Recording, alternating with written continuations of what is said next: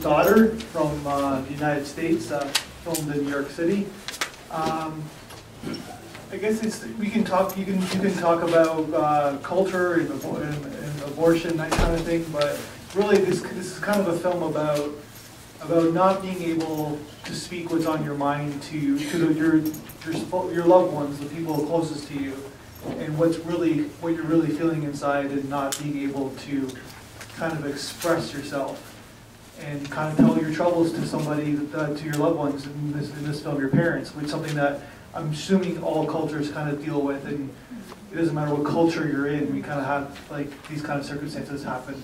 I think when you have a very conservative family, you have very high standards and they expect amazing things from you in terms of academic performance, and certain cultures put a lot of emphasis on that. So it seems in the film that she didn't want to do what she did, but it was basically to make her family happy and proud of her, and it was a lot of pressure on her shoulders.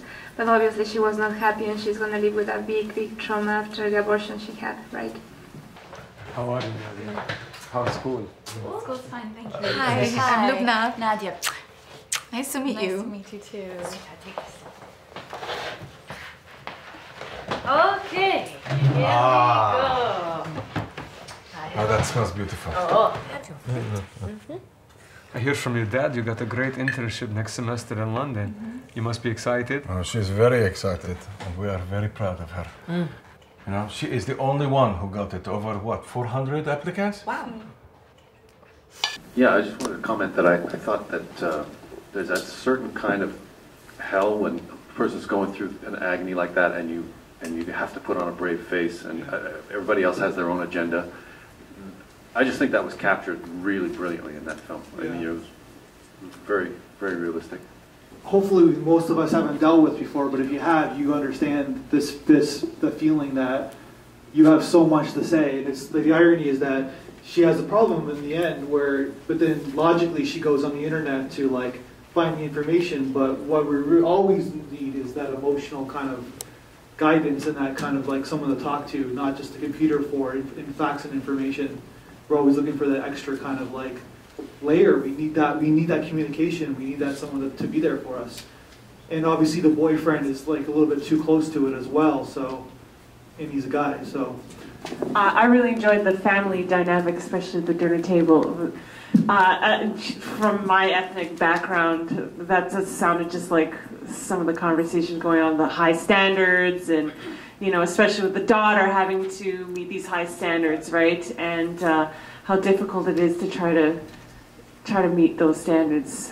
And if you don't, you might have those meltdowns. Wow, what a weird theme this night. But yeah, I really enjoyed the way that was put forth, and also how it was a bit of a.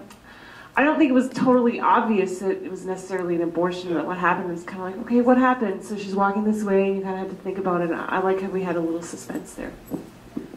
About the boyfriend was going through it with her. Yeah. No, he wasn't. He said that's what you wanted, wasn't it? It was clear by the look that she gave him that that wasn't what she wanted. Yeah. But that's what she was forced to want by. And I think it's sad that in this day and age, that people still have to go through such archaic feelings and emotions, and have to block everything out just because of what other people might think or what other people might feel, and that people still don't have control over their own thoughts, their own bodies, their own minds, their own feelings. It's all still controlled by everybody outside. I think that's a really sad state of affairs. Yeah, but it's like I said, it doesn't. I was at the beginning. I was saying it's not. Every culture kind of like deals with this. It's like there's a lot going on in this film. It was very interesting. I give this film check marks on everything: acting, directing, cinematography, set design, everything. That's obviously a very loving family. Didn't you just want to sit down and join them for dinner?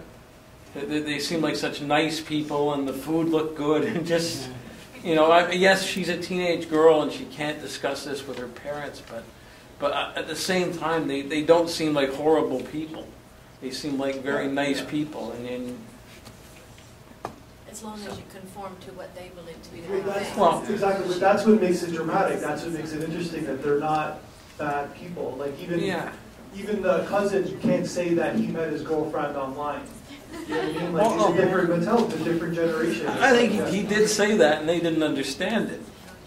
Well, she said that. She said that they met online, and he changed her. Okay, yeah, it flew over their heads. Yeah, Though. They yeah. they didn't get what he meant. Yeah, okay.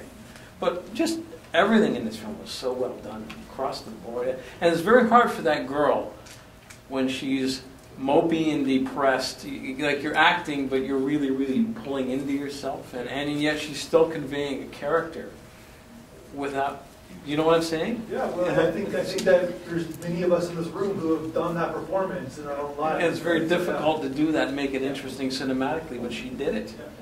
Really interesting the part when they're sitting at the dinner table talking about how her father encouraged her to live at home because it would be so much better for her. And then immediately following, she explains that it's an 1.5-hour commute to school. And I just thought that was a really interesting way of showing how these are parents who, you know, as that gentleman said, they are good people, but they're doing what's good for them. And it looks like it's good for her to everyone else, but they're not actually tuning in to what's going to be best for their child. So I thought that was an interesting way of showing that. I agree that they're nice people, but I don't know how loving it is to be so oblivious. Like, she was obviously in emotional distress, and they just did not pick up on it whatsoever. And even the mom was like, oh, you can tell me. But, like, there just wasn't, I didn't get the feeling that they were very supportive, and I feel like that's part of being a loving family.